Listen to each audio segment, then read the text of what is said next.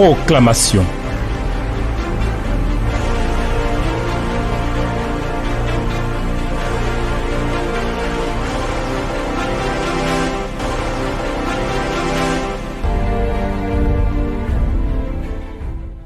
Dieu, notre Dieu, Seigneur, notre Seigneur, toi qui es élevé au-dessus de toute autorité, toi qui envoies l'Esprit sans mesure, qui nous rend capables de recevoir et de vivre avec ton Esprit, nous te bénissons, nous te rendons grâce, nous t'honorons, nous te célébrons.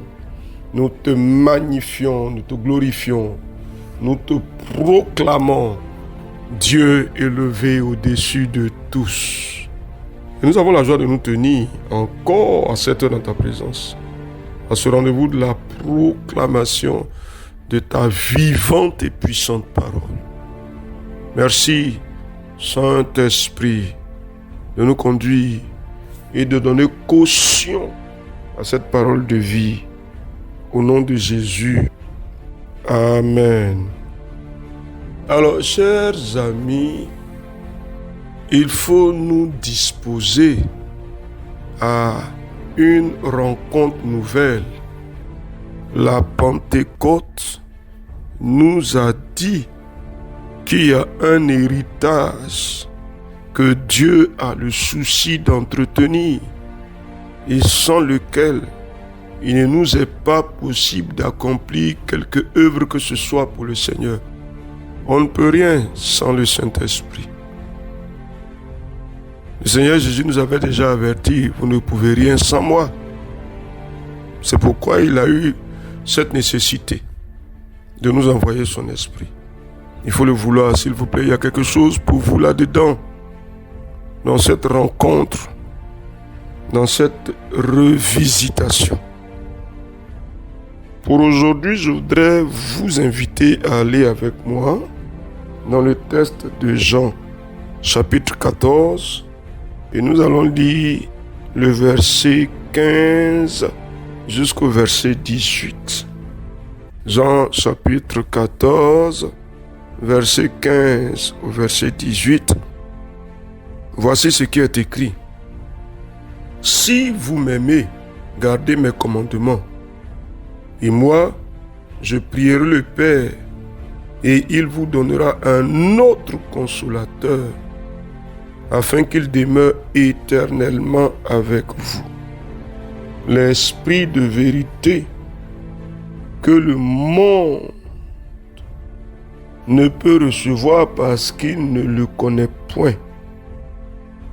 Mais vous le connaissez, car il demeure avec vous et il sera en vous.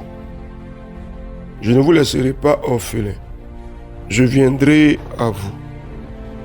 Amen.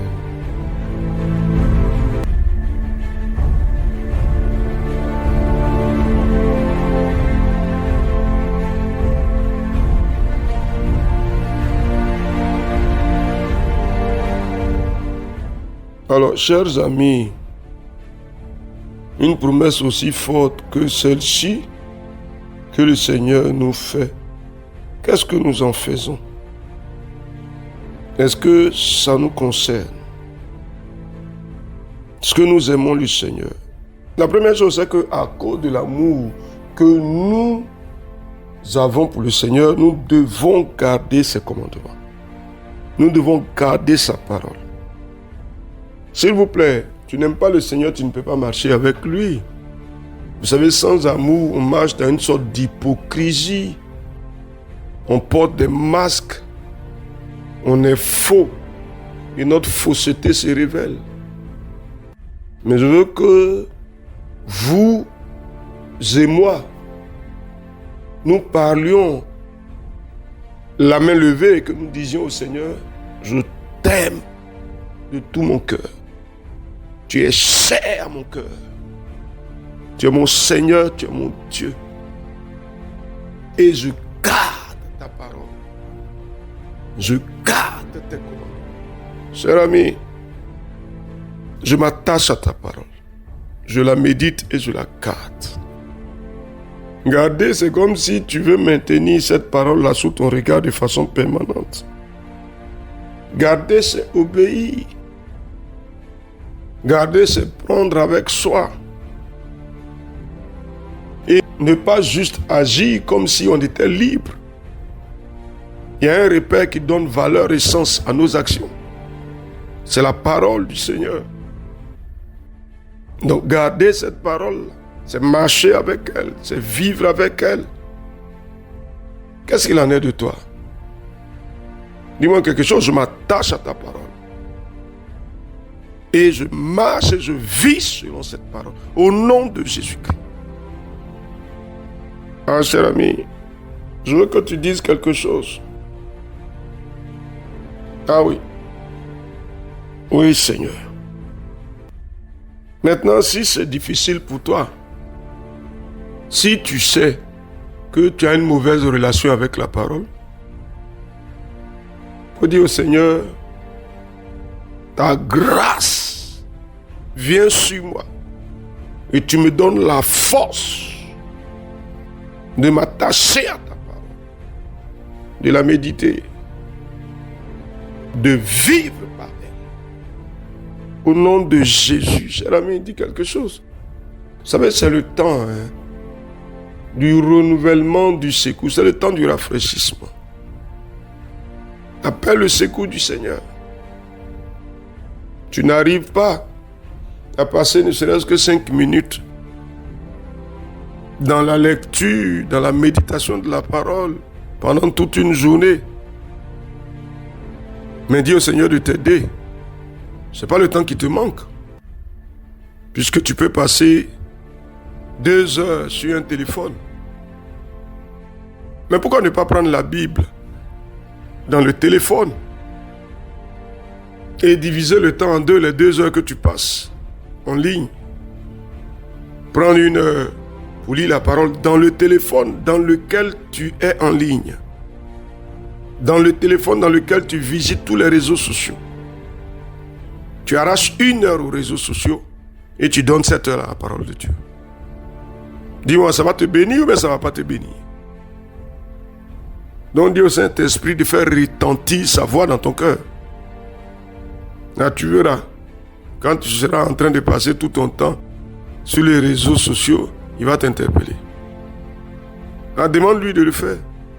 Aide-moi, Seigneur. Vas-y. C'est la preuve de notre amour, garder la parole. Non seulement il faut la méditer, mais il faut marcher par la parole.